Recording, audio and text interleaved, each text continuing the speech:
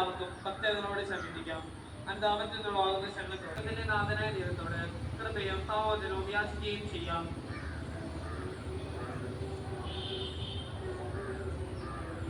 ഹീനതകളും കലഹങ്ങളും പിടിഞ്ഞ് നമ്മുടെ മനസാക്ഷിയെ ശുദ്ധീകരിക്കാം.